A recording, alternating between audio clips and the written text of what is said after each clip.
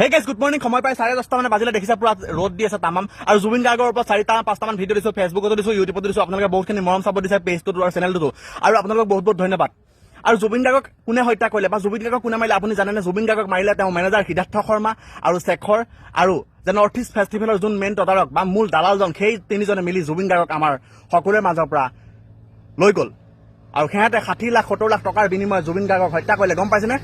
যে সিহঁতে উচিত শাস্তি পাব লাগে, উচিত তদন্ত ঘোষণা হ'ব লাগে, CBI তদন্ত ঘোষণা কৰিব লাগে ভাৰত চৰকাৰ বা অসম চৰকাৰ। কিহৰ কাৰণে?